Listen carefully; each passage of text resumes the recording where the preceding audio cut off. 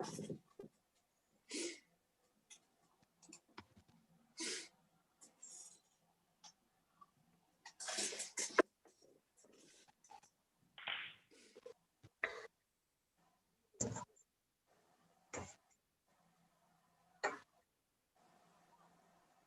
Chair, so just to confirm that the meeting is now live and you may begin. Thank you very much. Good morning and welcome everybody to East Devon District Council's virtual Arts and Culture Forum meeting on the 3rd of December 2020. I'm your chair, Councillor Joe Wibley. I'd also like to welcome anybody watching the meeting via the live stream. All participants here today are taking part remotely, and as well as being live streamed, the meeting is being recorded. So please bear this in mind throughout, and may I remind you to be careful with your language. May I also remind members that the Code of Conduct applies throughout this meeting. And we also reserve the right to remove and disconnect any participant who's disrupting the meeting by whatever means. I don't think this is that kind of meeting, one hopes.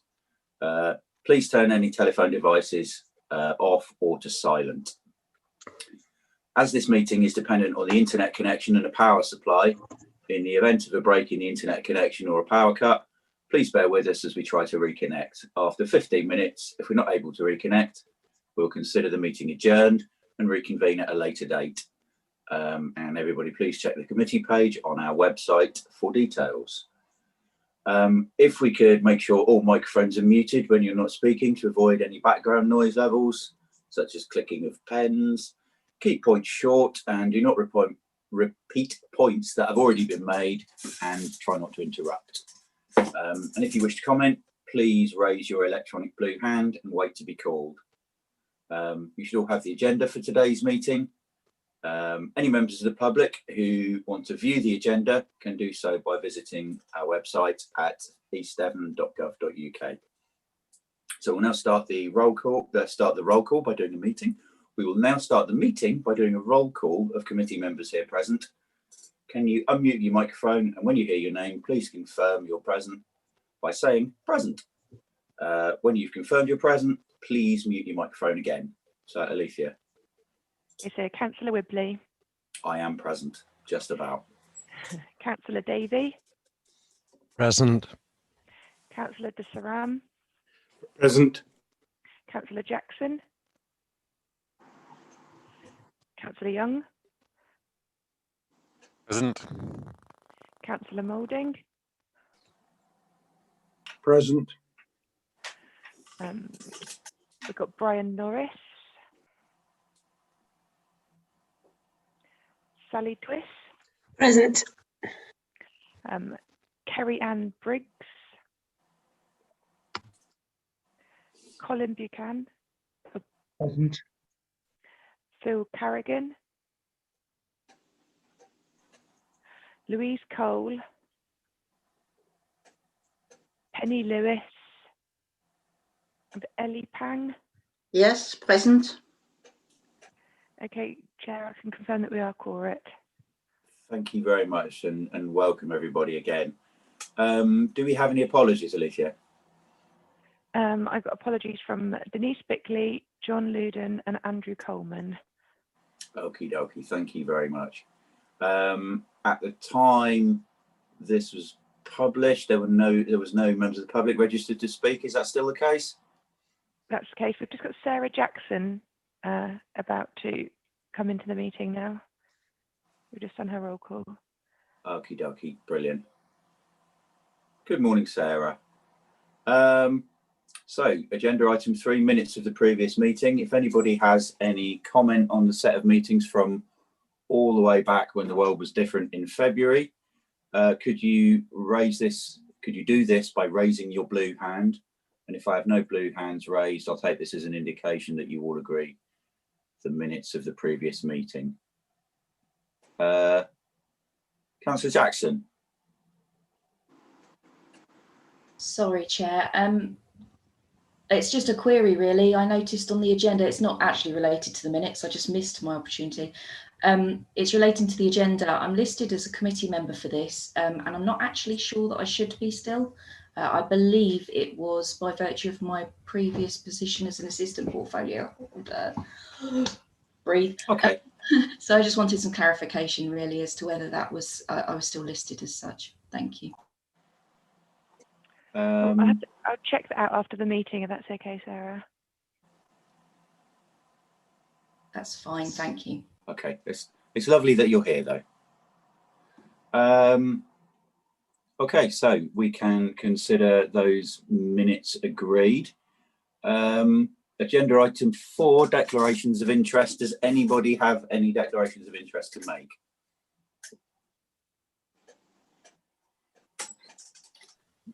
Joe, do I need to declare that I'm a town councillor? I think there's an assumption that several of us are. So yeah, I am. You are. And Councillor Davies is as well. So yeah, those are the Exmouth ones. Okay, so no other declarations of interest. Thank you, Councillor Davies. I have a declaration of interest, Chair. Okay, Councillor Miller. But they're all recorded. But I'm a trustee of Axminster Heritage Limited. I'm president of Axminster Musical Theatre. I'm involved with Cloakham Lawn Sports Centre as president. Just looking down through my list, that's probably about it. Okay, thank you very, very much, Councillor Moulding. So if there are no more declarations of interest, I'd like to say before we start, it's been a very, very hard year for everybody in every department at the council, but certainly for everything arts and culture related, it's been just really, really peculiar. And I think this is a really, really good opportunity for us all to catch up, see what we're all doing, see what the plans are going forward. And also, personally speaking, it's been really, really difficult to know how I can contribute this year, because everything has been, for the most part, things have been entirely shut down. So I would welcome people's input as to what I personally could do to be championing, your causes over the next year. So agenda item 5 then is East Devon's culture recovery work, and this item will be presented by Charlie Plowden, the Countryside and Leisure Service lead. Thank you. From other people. Yeah, thanks, Chair. Don't worry, we're all going to bear our soul now. So you'll have the full extent of the pain that we've been going through the last 8 months. So buckle in, everyone. It's going to be absolutely, it's going to be a roller coaster. And good morning, everyone. Welcome, my cultural friends. Lovely to see you all. And apologies. The agenda, as Joe the Chair, was saying, sorry, Joe the Chair, sounds Chair the Joe. I'll just call you Chair. Is quite dry, partly because I think the nature of these meetings is very much sort of based on our sort of face-to-face interaction and sharing information and being able to sort of do that sort of very kind of spontaneous, sort of challenging. And I think that's probably one of the slight downsides of Zoom I've found. It can be quite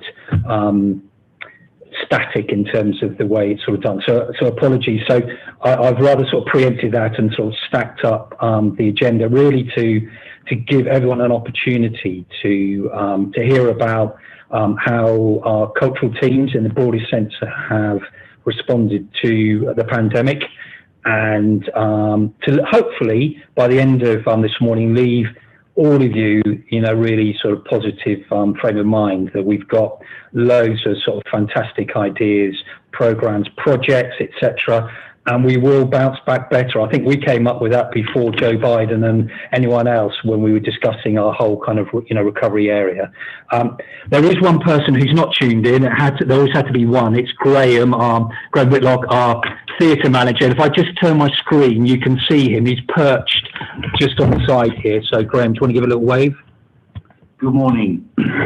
So yeah, Graham, unfortunately, hasn't got access to Zoom yet, so that's on my to-do list. So when he comes to his update, I'm just going to change seats and pass over to him. Okay, so I'm going to crack on. I just want to do a very quick overview and going to open up my presentation, which hopefully you'll all be able to see. Right, here we go. I just need to check also that you guys can see this. So I can confirm your screen is being shared correctly. Lovely, thank you very much, Chair. Slight now, let's say our cultural odyssey. The odyssey is still continuing. We've stopped off a couple of islands en route, but our journey has not finished yet. So we'll take you through where we're at with that journey so far, particularly within our own service areas. So if I could just start, just really sort of setting the sort of the national framework, because I think that's really important in terms of a context setting, agenda for the rest of this morning. You're probably all aware it's all been in the broadsheets, on national media, with our arts and culture offer within the UK. It's been massively impacted upon, and perhaps people, as in the sort of wider population, haven't been aware of the value that our arts and culture offer provides to the UK economy. And it's quite staggering when you look at it in terms of the contribution to the economy at 10.8 billion a year. Employs over 363,000 people, in the sector, and is a huge sort of export for us internationally in terms of who we are, as a culture and a society. And I think you can put that within the context of our own local arts and culture offer in terms of the value it brings, not just only to the economy, but also the wider social value that we do mention a lot within our arts and culture forum meetings. And I think with the lockdown, it's shown how important that side of our cultural offer is, through the opportunities of volunteering, supporting local artists and drama groups. We also do a huge amount of outreach work, tying in our arts and culture offer with tackling complex issues around mental health, isolation, and areas of education such as learning difficulties. So there's a wide range of benefits that our whole arts and culture offer brings, that mirrors the national picture. And it's really important that we don't forget that, and that's why it's really important that we really do bounce back better, and we look positively at at the future, because it's so important that we're able to continue doing what we do. But that's just really sort of context sort of setting, and I think that picture there of the production, everybody's talking about Jamie with the tape across the front of the theatre, just sums up the sort of feeling at times of desperation within the arts and culture sector. And I've had those sort of conversations within my own teams about how we're going to get through this. So it's been, as you quite rightly say, Chair, it's been a very difficult time. So in terms of the impacts, we're probably all aware it has been keenly felt within the arts and cultural sector. Since 2010 anyway, there's been a reduction of public funding support anyway within the arts and culture sector, and some research the Arts Council did, I think, 2 years ago, looking at the impacts of the cuts in funding, particularly the Arts Council, showed that it impacted on 74% of the sector. So there's been a huge impact with loss of funding. Within our own arts development programme since 2010, we've lost around about 20% of our funding. And I think the success, I can absolutely categorically say, the success of our teams in generating funding through Heritage Lottery grants, the wider Arts Council funding portfolio has helped to probably mask, the impacts of the funding cuts that the whole arts and culture sector has felt over the last 10 years. So I think the lockdown, the pandemic, is layered on top of, you know, what's been a really difficult time anyway within our sector. And what it shows is, you know, how resilient, you know, we are, and, you know, we're going to be sort of moving forward. So I think, you know, as this morning goes on, you will get to see, you know, how we, you know, have started to construct, you know, our plans, our future plans to make sure that we, you know, remain a really important, relevant part of the council's agenda. So, in terms of the bailout, you'll probably all be aware that Department of Culture, Media and Sport announced a £1.57 billion Cultural Recovery Fund bailout, which was obviously widely welcomed by the sector sort of generally, and, you know, it certainly has positively impacted on a number of our much loved sort of national theatres and galleries, and some of also our sort of more local and regional ones. But there's always a caveat to this.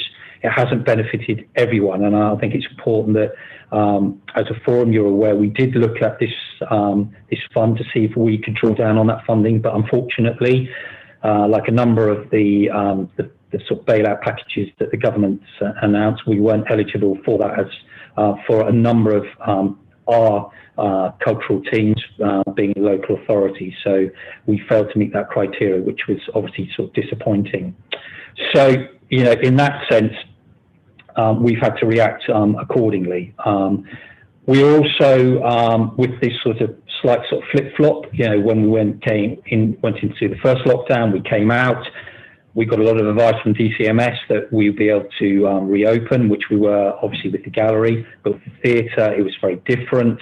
And when they did start to sort of talk about reopening the theatre, it was again heavily conditioned around a limited audience participation, which was about a third, if I recall, so about 30%. So when you look at it from a commercial perspective, you know, it just doesn't make sense commercially, and we're not unique in that sort of that feeling. I know a lot of theatres you know, are experiencing that sort of difficulty, how to get the cash flow going when you can only offer a third of your, you know, your audience sort of capacity. So that's an ongoing issue for us, but Graham will talk a little bit about that later on this morning. But the knock-on effect, not just for the sort of national theatres and galleries, but also for ourselves. We rely on, you know, other income around our shop, our, you know, our bar, ice cream sales, you know, a whole raft of things that we haven't been able to cash in since the lockdown. So those income streams, along with, you know, our ticket sales, have been massively, you know, impacted upon. So it's been, you know, a really difficult time, and you know, that's why, you know, the likes of Andrew Lloyd Webber have been, you know, very vocal amongst many others. You know, pressing the government, saying, you know, we really are at a point of no return.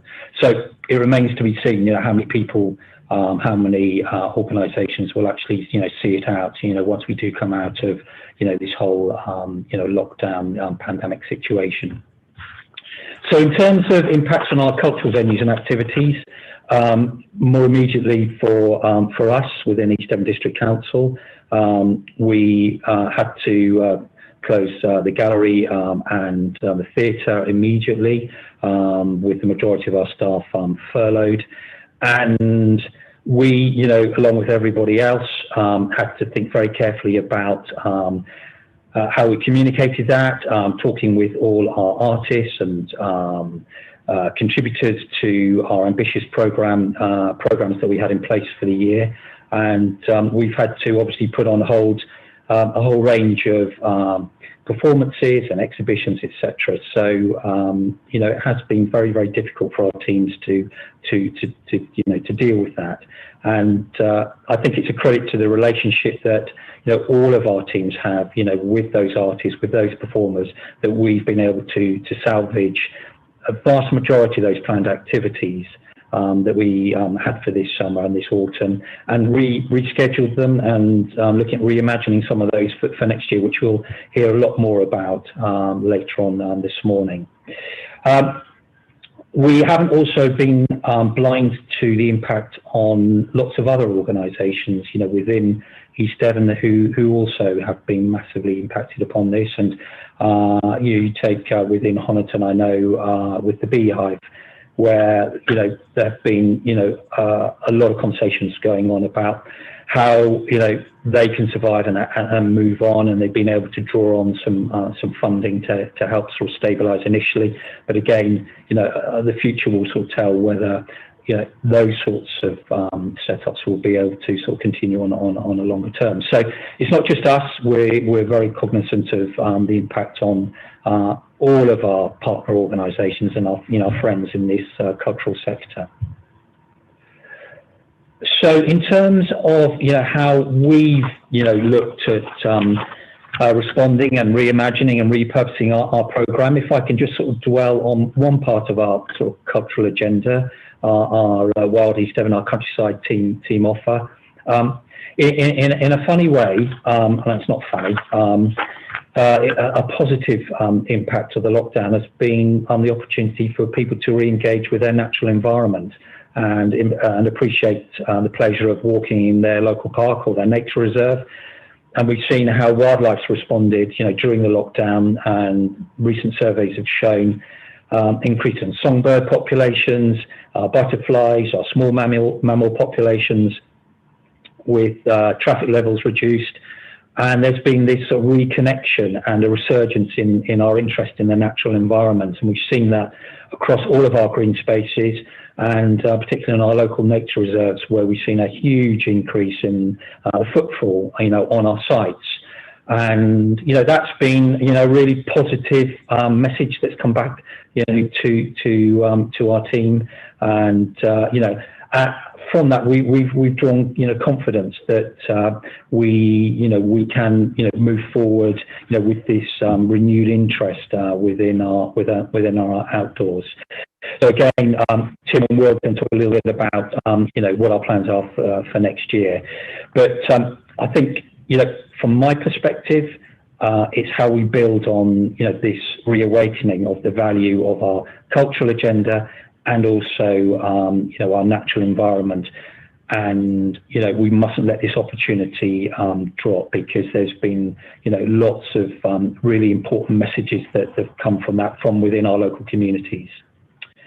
So just moving on finally, Chair, what is our new normal? Well, hopefully you'll find out a little bit more later on this morning. I've stuck that poster up that Graham's going to be delivering a pantomime, but in June. And I think that probably sums up the crazy year that we've had these last 8 months. We're having to sort of reimagine a lot of our programs. So the lessons I've learned very briefly from the lockdown about how we move forward: we need to embrace new technology. A lot of our audiences and our customers are now used to accessing information on our digital platforms, using contactless payment infrastructure, using AI such as Alexa to find out about activities and events, having really robust, resilient online booking software, being able to put our retail offer online, use of things like PayPal, so that we can help to recover our income, keep our audiences engaged, make it easy for them to stay with us as we move into the sort of post-COVID world. And we need to invest in that to make sure that we're relevant to our audiences and our new audiences that hopefully that we'll be able to bring in once we're back to this sort of new normal. I think also from the lockdown, going back to the last slide, this reawakening in our natural environment, in our outdoors, we need to look very carefully at the provision of our green spaces and ensure that all our communities have access to those in the event of a future virus. As we're being told, this is not going to be the last time we're going to experience these difficulties, and we've got to make sure that we can future-proof, for the eventuality of a further pandemic. And so the accessibility of green space for physical and mental well-being, is going to be of critical importance. So I'm going to get off my soapbox, but I hope those messages are well received by the forum, and hopefully it will lead to further discussion. And also I'm reassured with the, from Cabinet last night with the discussion around the new statement of intent. There is a lot around our cultural agenda and our natural environment that I know that the new leadership group really want to progress, which excites me and also all of my team. So back to you, Chair. Sorry, I apologies for the ramble, but I just wanted to share those thoughts. Thank you very much, Charlie. That's not a ramble. I think that's a really concise sort of version of what's gone on. And can I just ask that your PowerPoint is circulated to everybody on the mailing list for this, because I think that's a really, really useful little bite-size sort of indication of the situation as it's been. And also the temptation while you were doing that to say next slide, please, was almost overwhelming. But I managed to not do that. As you know, Chair, I'm not a slick operator. That's with the Zoom thing. I much prefer face-to-face. So apologies with the sort of the rambling element of it. So no, a lot of it comes from the heart, Chair. It was not a ramble. It was really concise. Thank you very much for all of your work on that. Chair. Sorry, do we have anybody? Councillor Hayward. Councillor Hayward here. Hello, Councillor Hayward. Hello. Might I ask, just on the back of that discussion, would Charlie be able to send that to all members? Yeah, I think rather than just members of the Arts and Forum, because it'd be very, very interesting to watch and look at, and I think it'd be helpful for any members who aren't here today to see that too, if that's okay with you. Absolutely, that's fine. Charlie, you can make that happen, can't you? Okay. We'll assume that's a yes. So we will now go out to members of the forum who may wish to make some points or ask Charlie anything. And the first person is Councillor Davies. Bruce. Hi there. Good morning, everyone. Good morning. Thank you for that, Chair. Thank you, Chair. I wanted to focus on the technology and culture, which is relevant to what Charlie was speaking about. I know that, for example, I attended my local primary school as a governor, and I attended the virtual collective worship. So I understand what Charlie's saying, that it's new avenues. So what I wanted to say to Charlie is how are we going to reach out and get those new audiences that you mentioned? Because I think that was a key message that you delivered just now, the fact that you want to attract new audiences. And I think that's something that the council should support. And I'd welcome if you have an idea of what sort of plan you're going to do to reach out and get those people. Thank you, Chair. If I can, Chair, if I can come back, I think it's a couple of things. And I would very much like to sit down with Joe on this and talk through, because I think we've had sort of discussions prior to this forum meeting about how we can put arts and culture back into the public eye after the lockdown, because it was very much we were first in and we're sort of very much last out at the moment, and there's obviously been a focus on obviously much more important things around our sort of healthcare system, etc., our economy. But I think we have an opportunity to really push this through a really clearly thought out campaign, dare I say it, a promotional work. We can work with our comms team and obviously, with Joe as chair, to highlight a lot of the activities and programs and projects that you're about to hear this morning, and to package that up to sort of say, look, we're here, we really,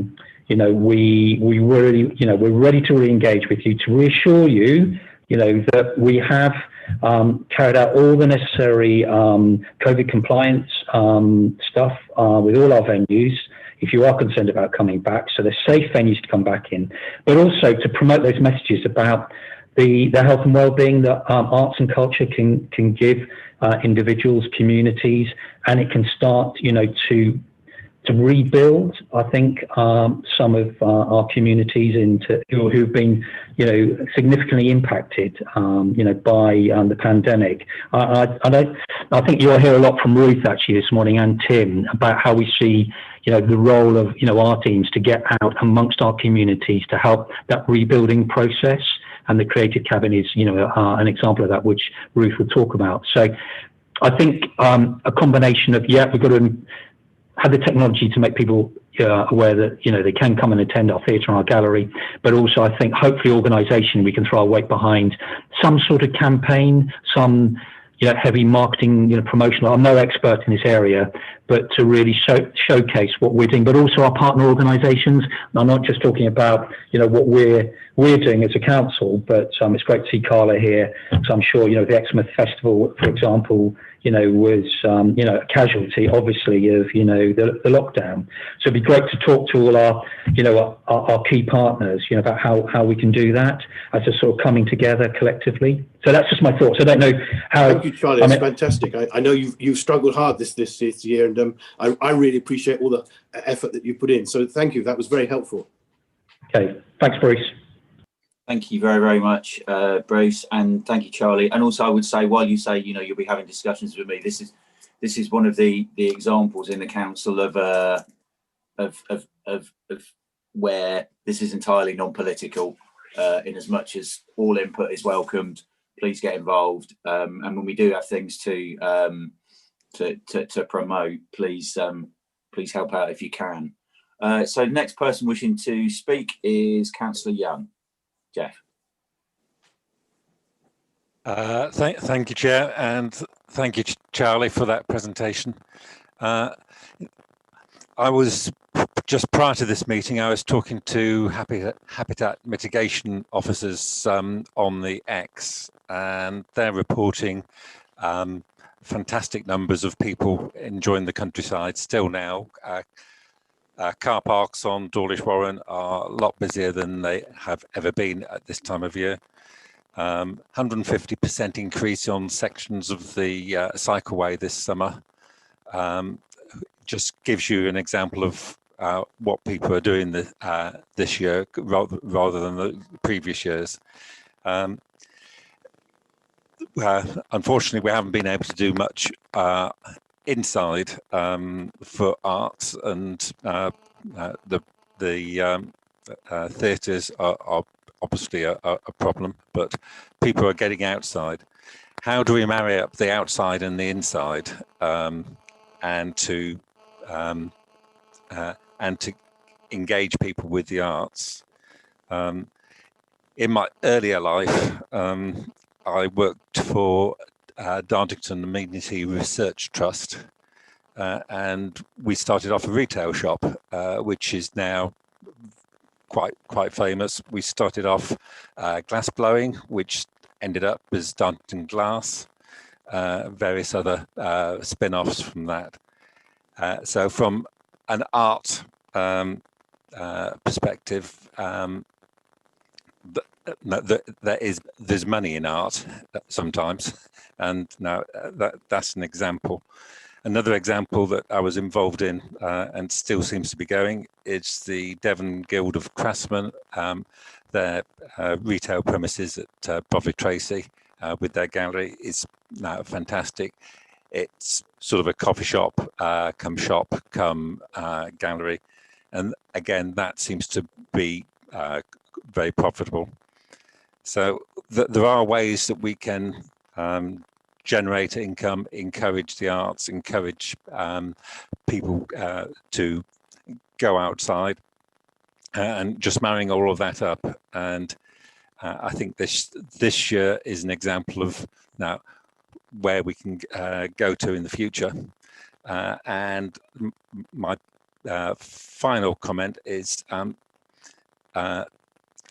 we've got some fantastic artists. I don't know if people saw the sculpture that is in Topsham at the moment.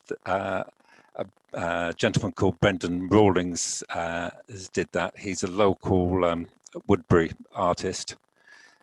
He's doing some fantastic sculptures, and he's very interested to do some joined up work with the Thelma Herbert Gallery. I was just talking to him the other day. So now there are fantastic opportunities, and now we've got to go forward from here after this very strange year, and come out of it very positive and with some very forward thinking. Thank you. Thank you, Jeff. You're the darkest of all horses, aren't you? Some of your career achievements. Very impressed. We now have Councillor Miller, who I believe is in Exmouth Town Hall, but looks like he could be in a classroom somewhere.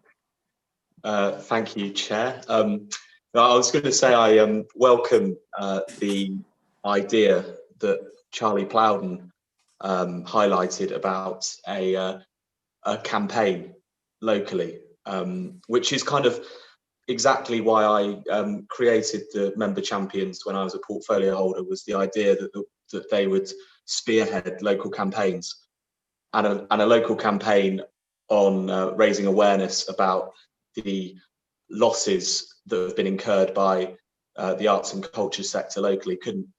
It's one of the most important campaigns that could be run locally. I mean, Chair, you and I both know musicians who, in Exmouth, for example, whose full-time job was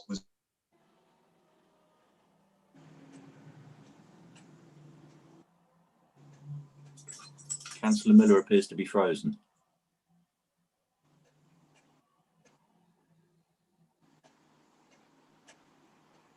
And have I frozen? You are back with us now. Ah, well, what a shame. I thought the town hall would have excellent Wi-Fi. Well, you'd think, wouldn't you? You got as far as saying the word musicians. The first time you said musicians, then you froze. So I was saying, Chair, hopefully I won't go off again, but I was saying that you and I both know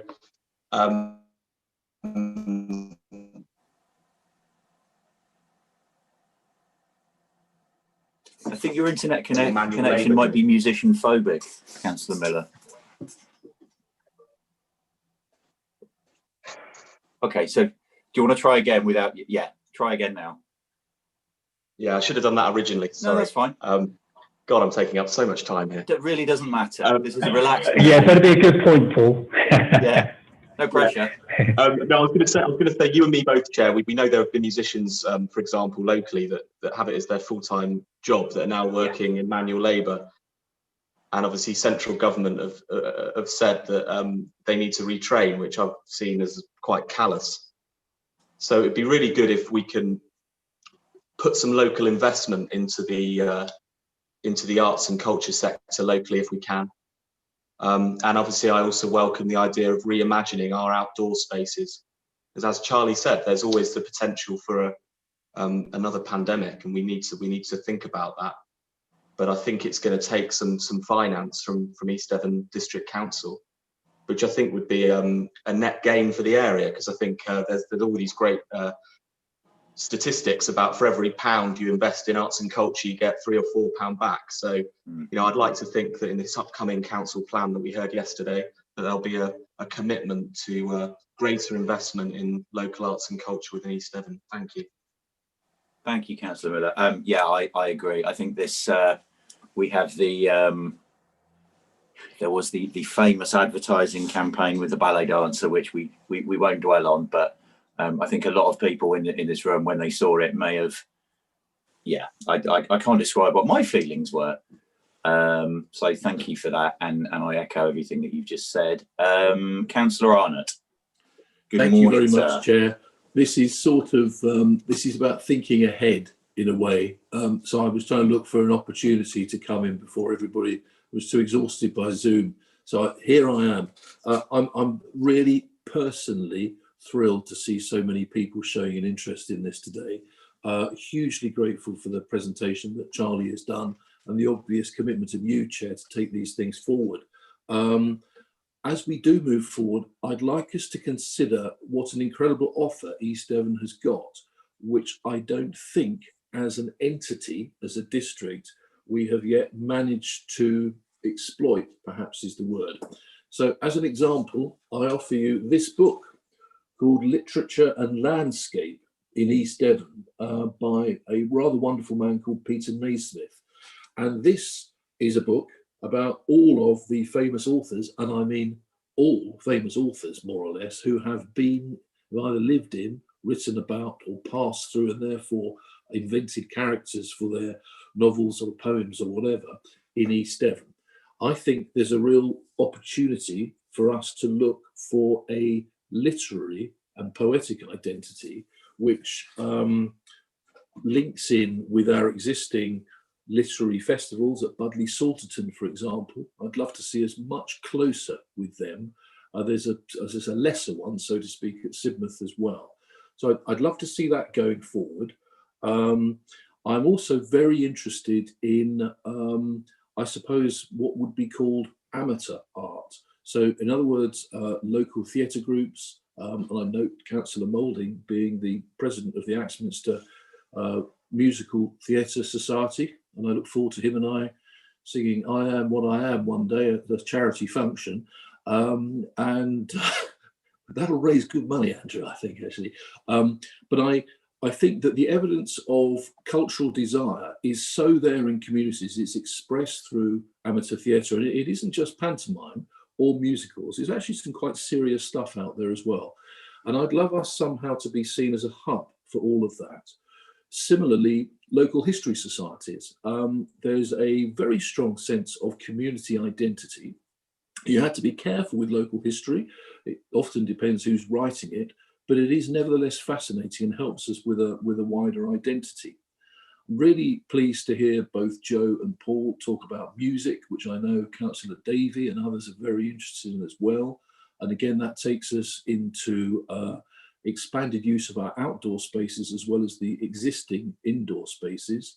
And then the final point I'd like to make, which I think goes to what Charlie has been saying, is this is part of, and this is an ugly phrase, but let's use it, our tourism offer, if we get this right.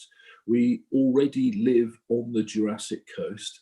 I'm very keen for the Jurassic Coast hinterland to be seen as somewhere with real depths to it. I think what Jeff Young said is really interesting as well. The craft sector around here is extraordinary. You'll find all sorts of, as he said, glasses being blown, baskets being weaved, tapestries being created. It's out there. And although we don't want to be some kind of, Stalinist arbiter of what the arts is, what's good and what's bad, I would love us to know more and help more, and if possible, to indeed, picking up on Councillor Miller's point, to fund more. The final observation I'd have, and sorry, why I'm cocky enough to speak like this is because unfortunately this is essentially what I've been doing since I left university in Exeter in 1983, one way or the other. And I've learned one lesson, if I can offer you this today, which is that in the arts and culture sector, there are two principal perils. And the first is over-ambition, unrealistic ambition that isn't focused and financed. It will always collapse and lead to enmity and probably scorched earth in the arts in any given community for the next half decade. So that's one thing we must avoid. And I can see from the work that's been outlined today, we're doing that really well. But the other thing we must avoid, and I do wonder if across East Devon we've been guilty of that in the past to an extent, is a lack of ambition, is a low ambition, is not wanting to dream the dream a bit. I think what you have to remember is inside just about everybody, there's a latent show-off. There is an artist and a musician. I mean, look at, sort of karaoke. People who really shouldn't be anywhere near a microphone, they'll have a go. People sometimes who shouldn't be allowed a paintbrush. I mean, they do it. And if you go to some of our local art exhibitions, you're best, you really need to wear sunglasses sometimes, but it's fantastic that people are having a punt. So that's Chair, thank you for your indulgence. Personally, I'm leader until May. Who knows what happens after that? I will do everything possible to help and support this work. Thank you. Thank you very, very much, Councillor Arnott. I think there are several examples where the dream has been dreamed and it is turning into a reality. I mean, the Exmouth Festival, I think, is a good example of that. Something that was very small and has, although it didn't happen this year, has grown into something, a lot bigger. Do we have, so yeah, thank you for all of your comments. Nobody else wishes to speak. Alethea, it says that we need to have a vote on something in my notes for this. We don't, I think we just need to note what Charlie has said. Only if any recommendations are being put forward. but there's Excellent. nothing. Yeah, we've been happy to note that. I think we all recommend that we just do all we can, and we all get together and do what we need to. So, agenda item 6. Hello. With Councillor Davies wishing to speak. Oh, sorry, Councillor Davies, your hand wasn't up a second ago. No, please. it wasn't. Go Thank ahead, you, sir. Chair. No worries. No, I did put my hand up and then it seemed to disappear. Okay. Well, not to worry. That's the beauty of Zoom, isn't it? Me too. But this is, just to introduce myself, this is my first meeting of this forum, but I've been angling to get onto it ever since I became a councillor about 18 months ago. So I very much welcome being here. As has been alluded to, I am a musician, but I've also got a background in the visual arts. Once in the distant past, I was a potter as well. So I've got, my dad was an art teacher, so I enjoy literature, so and everything. I mean, I think the pandemic has kind of, it's the usual thing of threats and opportunities, isn't it? And by definition, people in the arts are creative and resourceful, and a lot of things went online. And there were some great outreach programs as well, like the Creative Cabin, which I came across in Fear Park one day. And a lot of things that went online. It was great, but of course people start to expect things for free when they're online, and to some extent that has made it difficult because artists have to make a living, as Chair and I both know. And one of the things I've done in the past is music teaching as well, and that came to a halt with the pandemic. And I think Councillor Wibley and I both know instrumental teachers who've just not been able to go into schools for the best part of a year. And that's a very, very important source of income for people. I've particularly welcomed initiatives to link the natural world and art activity, and I'd like to see us build on that, because obviously we've got a fantastic resource all around us in East Devon, and it was notable at the beginning of the pandemic how much people valued being able to get out. And my local park here in Exmouth was suddenly filled with people who suddenly had discovered this area right on their doorstep that they probably had no idea was there.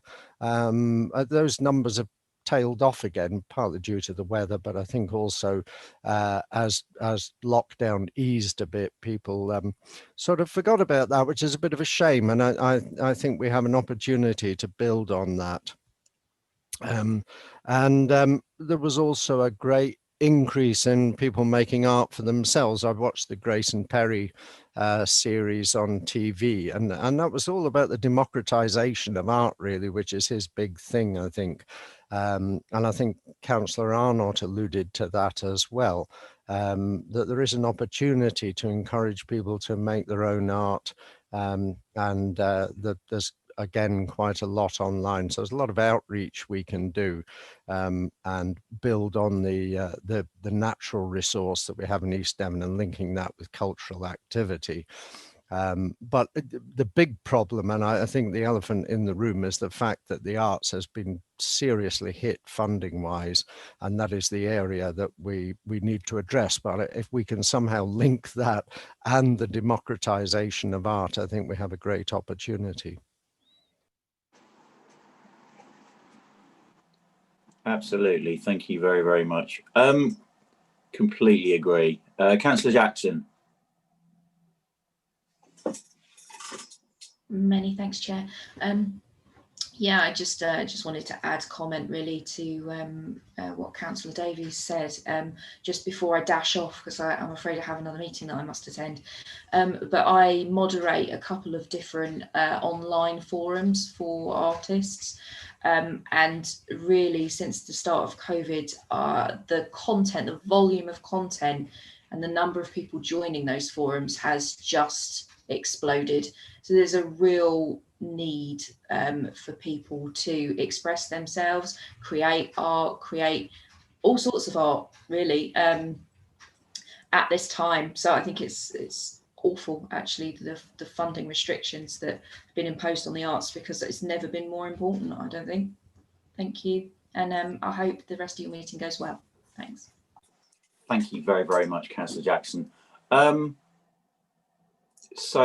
Charlie, is now the time where Ruth will speak about her work at the gallery, I think. It is, Chair. She's been waiting very patiently. Sorry, Ruth. Apologies, Ruth. It's all yours. Welcome. Thank you very much. I'm just going to share my screen.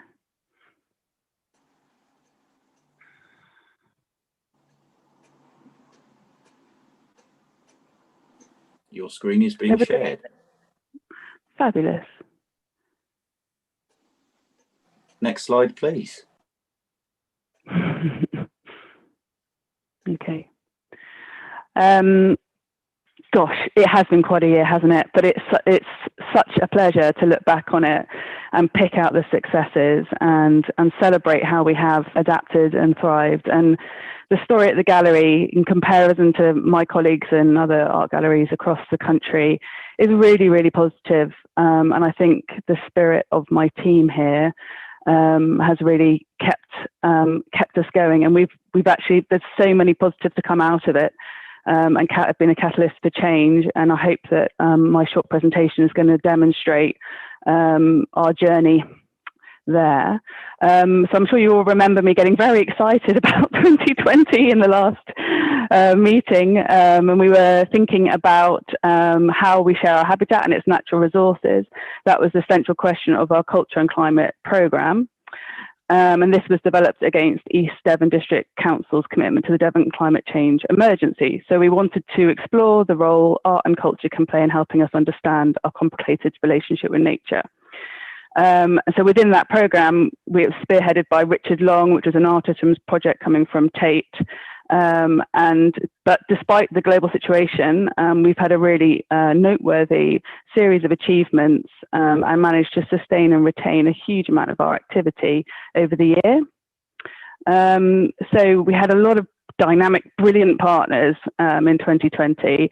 And because we managed to reconfigure our activity, we retained those relationships and that funding. One on there was a new collaboration that came out of our pandemic situation, which was working with East Devon and the Countryside team.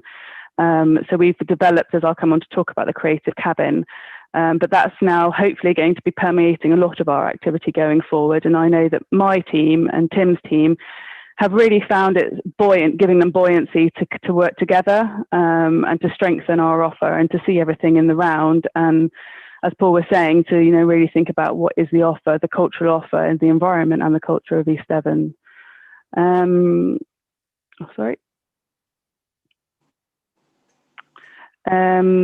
we had a really successful start to the year with the Richard Long exhibition. We had 780 visitors during the first 3 weeks of the show before lockdown, and we worked with a PR consultant, an external PR consultant, and that was brilliant in terms of supporting my team think a bit more dynamically, perhaps, about how we can sort of up our digital offer, tailor-make bespoke campaigns. So the online reach of those stories was over 31 million, and the total circulation of the print stories was 679,000. Obviously, working with partners like Tate really helped with that going forward. But it was a really good lesson working with that external expertise. Sorry, I've got it on a PDF, not on a PowerPoint. So I'm delighted to say, talking about the digital offer, that we did something really dynamic as well during the first lockdown. So we definitely weren't resting on our laurels. We developed the Nature Short series. So that's when all of our artist community, we offered and we paid them, because obviously that's critical, to create workshops that were teasing out some of the themes that we were developing through the Culture and Climate programme. And just there's a short précis of it. And then that's actually launched the short series. So you'll always see the short series from THG. We've got Nature Shorts, we've now got Maker Shorts, and then next year we'll have Art Matters Shorts. and they're proving really, really popular. We also work with the Devon Recovery Learning community to support our volunteers during the lockdown to gain those digital skills and just the basics of how you learn Zoom, you know, how you have Zoom on your computer, different interfaces, and that was really popular as well. So we opened the Richard Long, and we were one of the first art galleries in the Southwest to open on the actual day that we could. And we had great support from across the council to get the gallery up COVID compliant.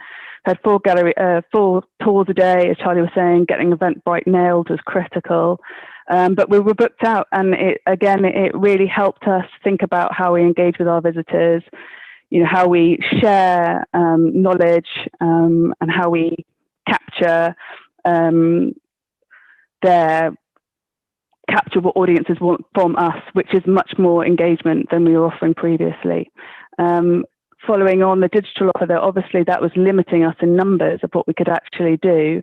Richard Long was a brilliant artist that we were so delighted to be locked down with because he was so supportive, kept coming back and helping us to rethink the space. He gave a public talk, which was the first time we've engaged a proper professional filmmaker, which we did a documentary of him speaking in the gallery and then outside. And that's led on to us thinking even more about how we film our events and share them and disseminate them digitally.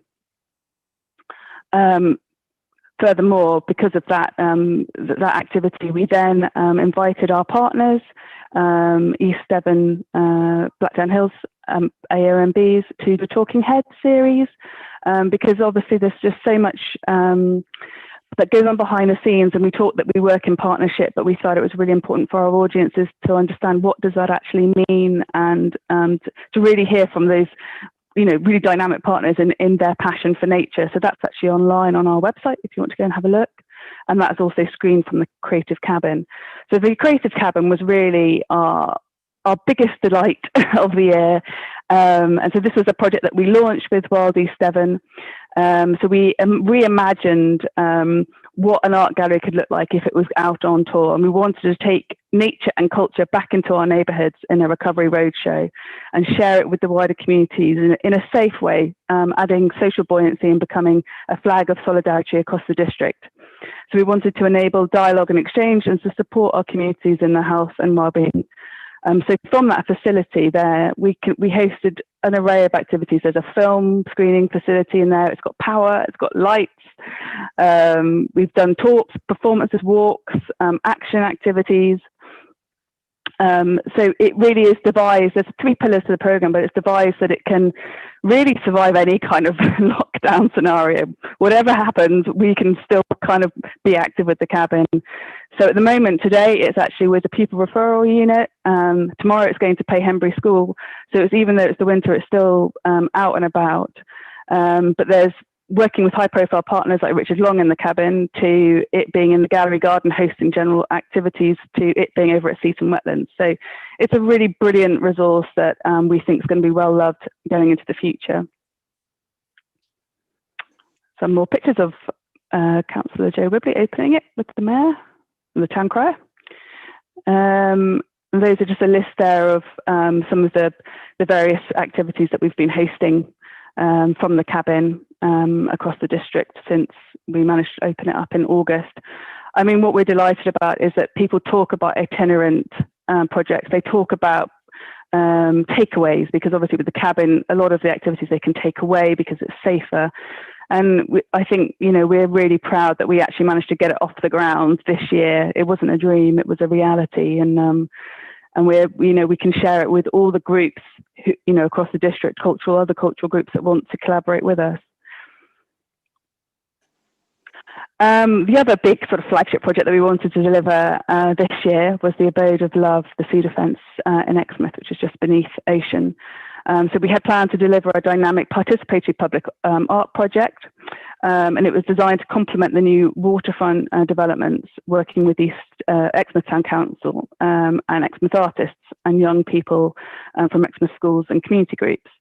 So the activity was paused, but again, we managed to reconfigure and rethink it and react to that and celebrate that it had been paused by doing a community mural So we invited, through an online campaign, different creatives to come in and pledge their commitment to that project going forward, and also at the same time simultaneously combat the antisocial behaviour that was happening down in that space, bonfires and bits and bobs. So 55 residents got involved, and they came down and they were each designated a square on which they pledged their commitment to the creative future of Alvex. So we had Joe the juggler, the Girl Guides, Not the Cowboys, musicians. So it was a really lovely project, and it actually has combated a lot of the graffiti down there, because usually somebody knows Joe the juggler. So it's kind of, it's activated the space. And I'll come back into, when I talk about the future, about what the phase 2 of that looks like. And then finally, not on this because it's literally just live, the gallery opened yesterday with our new exhibition, Present Maker, which is our blockbuster selling craft exhibition. But before that, in the last lockdown, again, PhD didn't rest on their laurels and ambitiously decided to launch their online shop, which is no small feat. So I hope you go and have a look. There's 15 lines on there, and as Charlie was saying, you know, having the council to use PayPal was invaluable. So we've adapted and thrived and managed to use our new AirPods system to get the till online. We've now got our show in the gallery here, which looks really brilliant. Please come and support us and buy your Christmas presents. But again, as I was saying, we've got our Maker Shorts online, our workshop, so you can learn how to make a wooden spoon and how to throw a pot.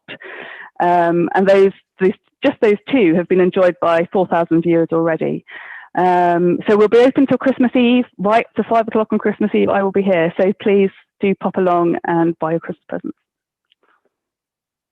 Thank you, everybody. That's it from 2020. Thank you very much, Ruth. It was a pleasure to be involved in some of those things. I'm just disappointed that you used the picture of me. I was hoping not to see that today. Back in the days when I had hair, I don't know. Does anybody have any questions for Ruth? Councillor de Sarum.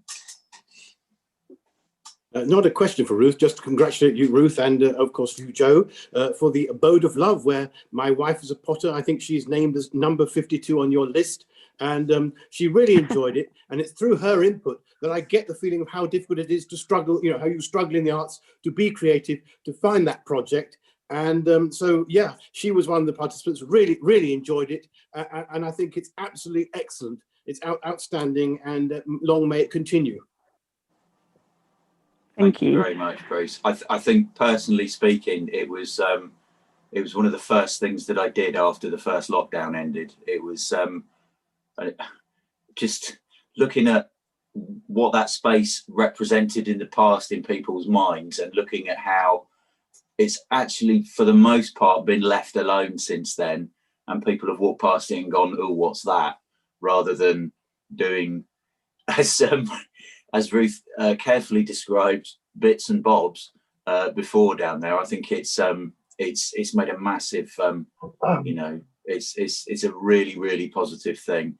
And also just looking at the things that the Creative Cabin is doing, I just think it's you know, congratulations for thinking so quickly and managing to do things that a lot of people haven't managed to do in how can we make this work in a situation where it shouldn't. So, you know, massive congratulations from me. Sally Twiss. And also I do note that, Colin, did you put your hand up then? Yeah, cool. I will come to you in a moment. Okay, Sally, you're muted, Sally.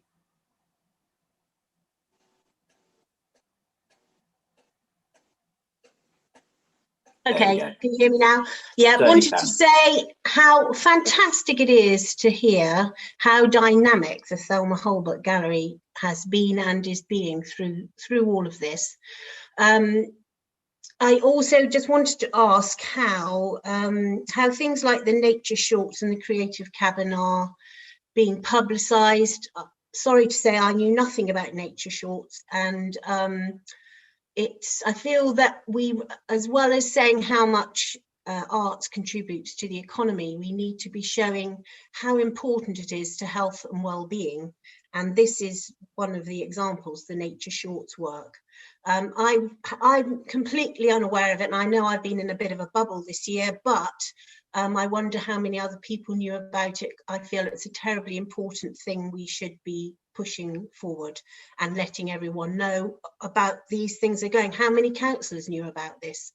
So that's what I wanted to say. And well done, Ruth. Fantastic to hear what you've been up to.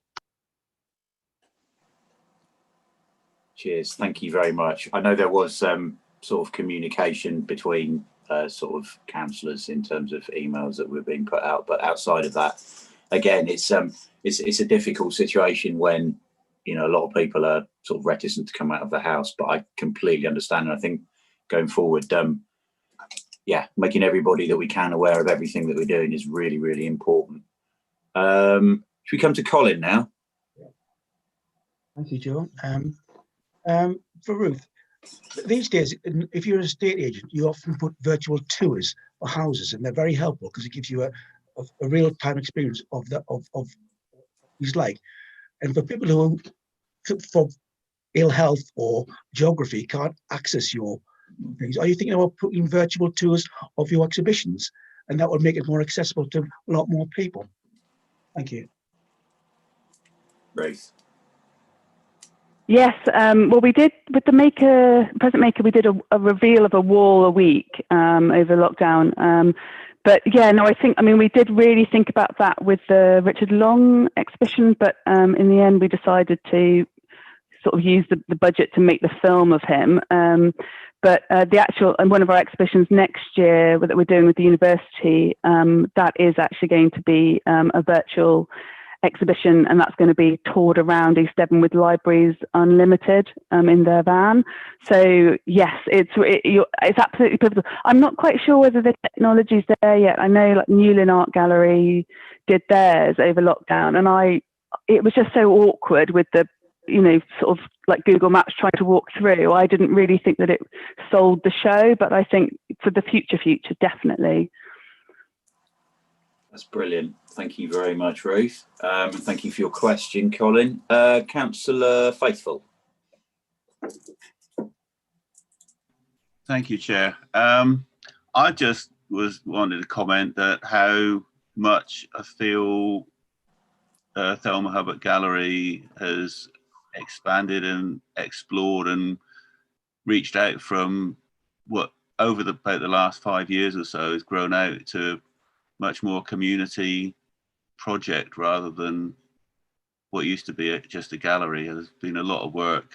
I know Ruth has only come in quite recently and she's got quite exciting sort of projects, but it seems really great stuff to be doing or to see doing.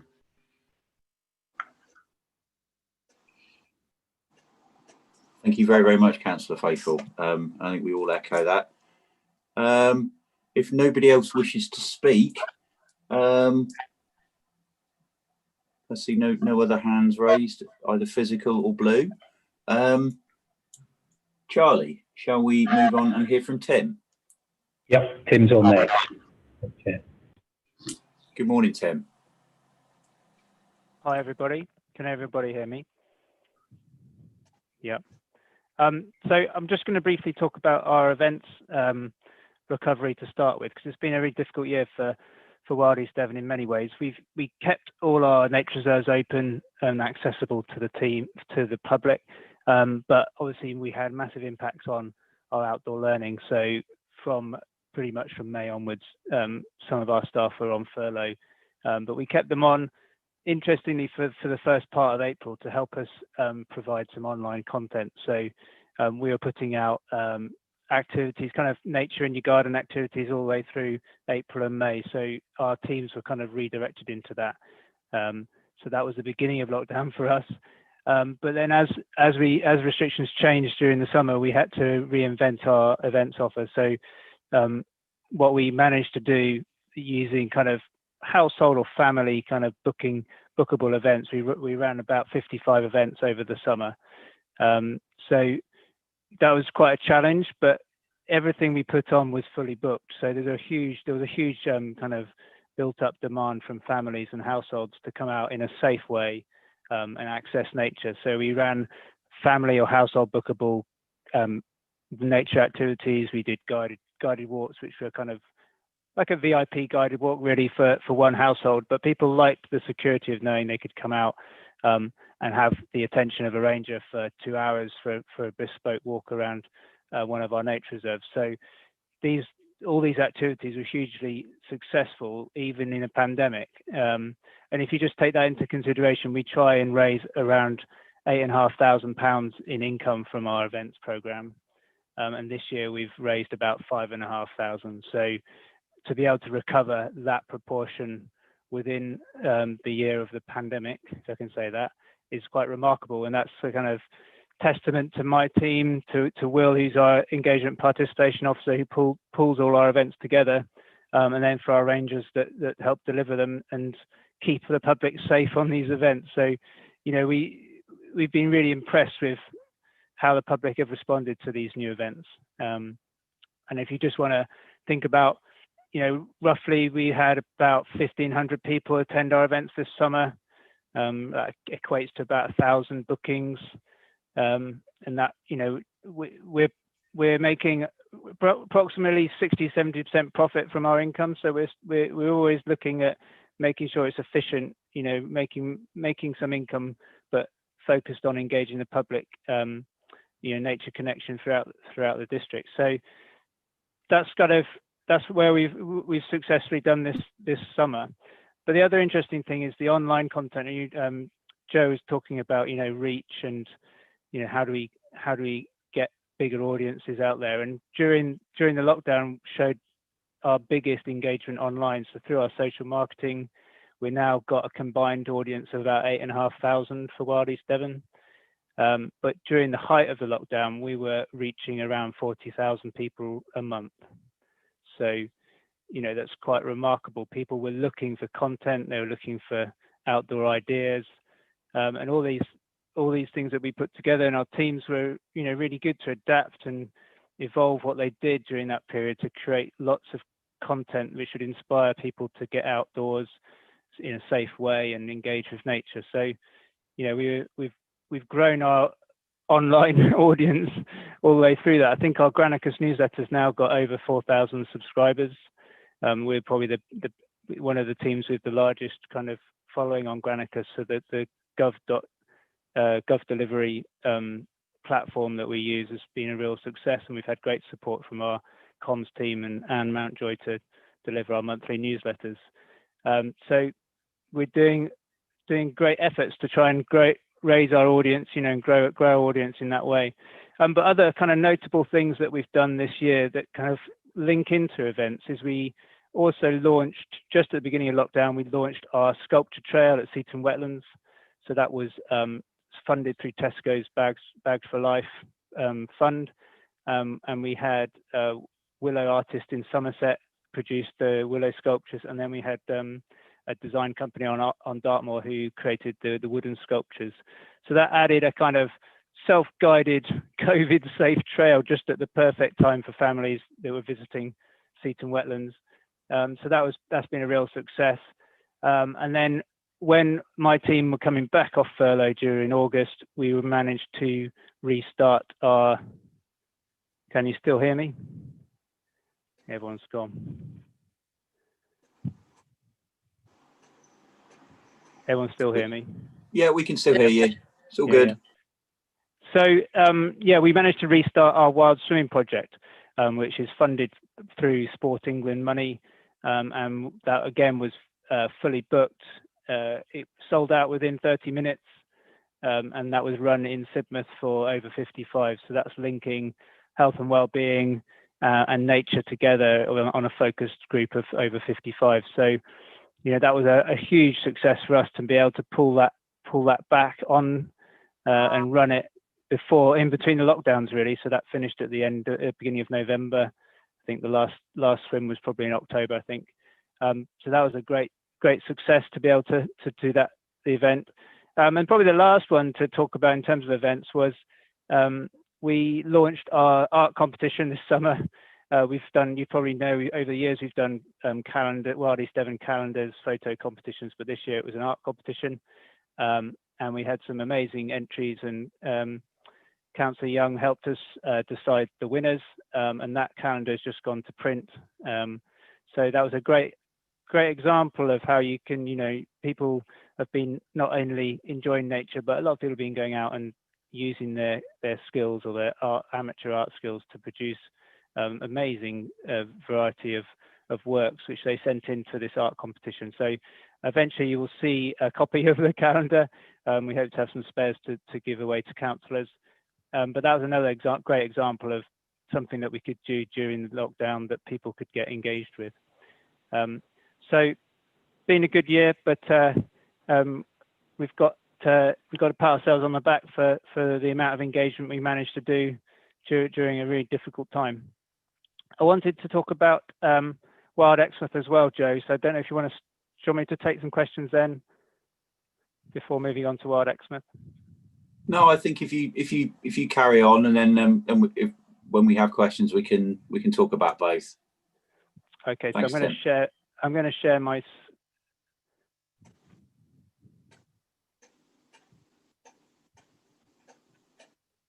I might have to re-log on. My screen's completely frozen, so I can't share my presentation. So you might have to bear with me, guys. Not a problem. Have a 5-minute break or something. Tim? Yep. Would you like one of us to share our screen instead? You will have to say next slide. Would that be Yes, you can do. Yeah, that would be great. Yeah. Oh, goody! My Sorry. screen's not showing anything though, Alethea, so I can't see what you'd be showing. Oh, okay. Do we want to take a 5-minute comfort break while Tim sorts this? Is everybody happy to do that? Yeah. That might be a sensible option, Chair. Okay. Well, we'll do that. We'll see you all in. See you all at. Should we say 11:30? Yeah. Make sure everybody comes back. Oh yeah. If you know what happens. Exactly. Or 5 minutes. Yeah. Okay. We'll see you all in a little bit then. Yeah, I've got another meeting at 12, Joe, so I'll have to go Cheers, just Ollie. before that. Joe, I've got to disappear. So can I just say thank you for having me, and I would love to have all the little bits and pieces that you could send me if you could. That's great. And also we can if you want to watch the rest of the meeting, it is on the YouTube channel. Yeah, that's cool. That's a lovely thing. That's a lovely thing about that. Thank you very much indeed. It's Bye brilliant. now. Right, see you all in a few minutes. Yeah.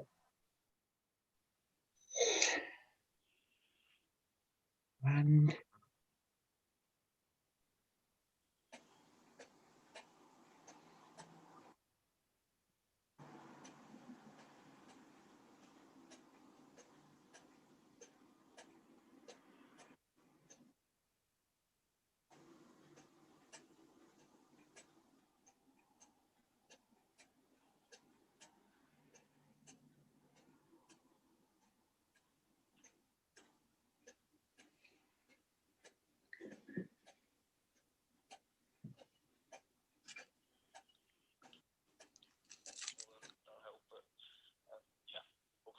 Yeah, great. Okay, I'll get logged back on.